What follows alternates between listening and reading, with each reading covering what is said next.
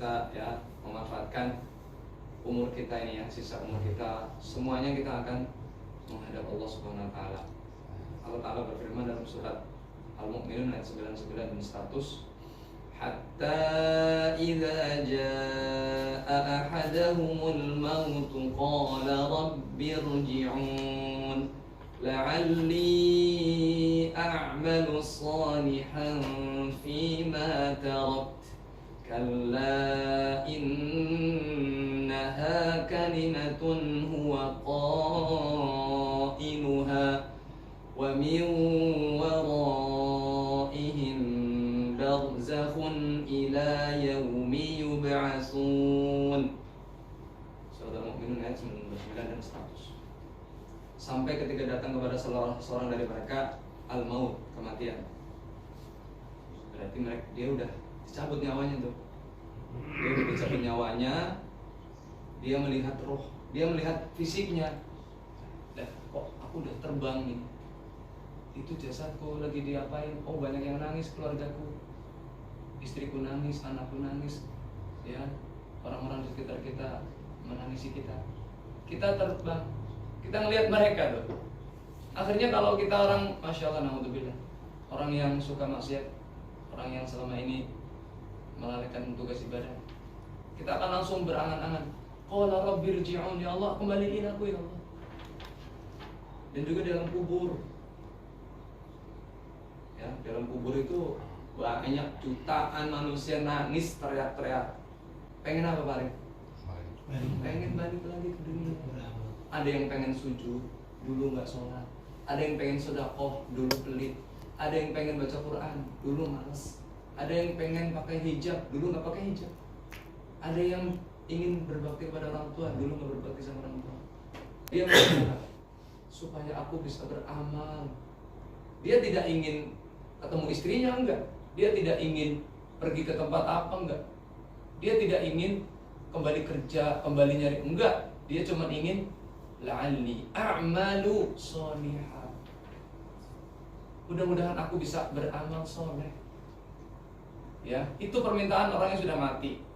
Allah Ta'ala membantah, kalla, sekali-kali tidak. Itu hanya omongan di bibir saja. Dia berarti orang yang mati itu bisa ngomong, maksudnya bisa mengungkapkan apa yang dia inginkan. Cuman kan kita nggak dengar yang hidup, ya kan? In tad'uhum la yasma'u du'aakum. Kalau kalian memanggil mereka, mereka nggak dengar. Walau sami'u mastajabu lakum. Kalaupun mereka mendengar, mereka tidak bisa menjawabmu, tidak bisa berkomunikasi denganmu, tidak bisa kembali lagi rohnya. Wa min waraihim barzakh. Di belakang mereka ada barzakh. Barzakh itu pembatas yang kita tidak bisa melihat. Ila yaumi yub'atsun, sampai hari kebangkitan. Ya, jadi manfaatkanlah umur kita nih. Yang Allah Subhanahu wa ta'ala panjangkan umurnya, berarti itu kemungkinan dua. Kalau dia orang kafir dan semakin parah kekafirannya, Allah hanya ingin menambah azab nanti di akhirat. Istidraj, betul. Sanastadrijuhum min haitsu la ya'lamun. Kami akan undur umur dia dari sisi mereka nggak tahu. Itu kalau orang kafir yang semakin parah. Kalau ada orang Islam yang umurnya panjang kok semakin jauh, sama, itu istidraj juga. Semakin nikmat, semakin kaya, semakin hidupnya mewah, keinginannya semuanya tercapai, tapi kok malah semakin jauh dari Allah. Itu pertanda istidraj juga. Adapun orang beriman, ya kan, Allah panjangkan umurnya, itu berarti pertama Allah ingin dia itu istiqomah terus. Kedua, Allah ingin dia itu ya bermanfaat untuk orang lain, ya kan? Dia bermanfaat ilmunya, hartanya, ataupun tenaganya, ataupun kebaikan-kebaikannya. Jadi manfaatkanlah umur kita, ya kan? Karena kita tidak tahu akhir hidup kita. Innamal a'malu bil khawatim. Sesungguhnya amal itu tergantung akhir hidup kita. Dan kita memohon kepada Allah Subhanahu wa taala agar kita diwafatkan dalam keadaan husnul khotimah. Nah, untuk mencapai husnul khotimah harus istiqomah. Untuk mencapai istiqomah ya harus menuntut ilmu. Jangan jauh-jauh dari majelis ilmu.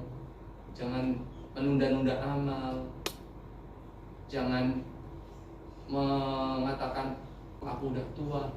Jangan, itu justru membuat kita semakin diberikan kehidupan yang nggak ada manfaatnya. Kehidupan seorang mukmin itu ya, pertama kalau dia masih hidup, hidupnya dengan mulia. Kalaupun mati, matilah dalam keadaan mati syahid atau husnul khotimah. Ya makanya ingetin ya teman-teman yang jarang ngaji, ingetin. Kita justru sayang sama mereka. Justru mereka nanti atau orang-orang yang kadang-kadang lupa kalau nggak diingetin, justru mereka nanti akan berterima kasih kepada kita. Kapan terima kasihnya? Di akhirat. Allah Ta'ala berfirman surat Az-Zukhruf ayat 67. Silakan yang membuka. Al-akhillau yawma idzin ba'dhum li ba'dhin 'adu illa al-muttaqin. Pertemanan, persahabatan, perkumpulan, komunitas. Pada hari itu kapan? Hari kiamat. Sebagian mereka dengan sebagian lain saling bermusuhan. Kamu sih dulu ngajak aku berbuat dosa. Ya kenapa kamu mau? Tanggung sendiri dong. Kamu sih dulu nggak pernah ngingetin aku ngaji, malah ngingetinnya main mulu. Dah, ya urusan masing-masing. Di akhirat kan nafsi-nafsi. Bayangkan teman-teman karib nanti dari kiamat saling bermusuhan. Bermusuhannya karena mengajak kepada kemungkaran, kemaksiatan. Kecuali orang yang bertakwa. Berarti kebalikannya, teman karib pada hari itu saling akrab, saling mencintai. Makasih ya dulu saya diingetin ngaji. Makasih ya dulu kamu selalu ngingetin saya hadir di kajian. Makasih ya dulu kamu ngajak aku sedekah. Makasih ya kamu dulu ngajak aku umroh. Makasih ya kamu dulu ngingetin aku baca Quran. Makasihnya nanti, sekarang mah apa ya? Sekarang orang kadang-kadang menyepelekan. Diajak ngaji, ya antar aja. Padahal itu untuk kebaikan dia di akhirat, bukan untuk kita. Ya kita juga dapat sih pahalanya kalau dia ngaji, ya enggak?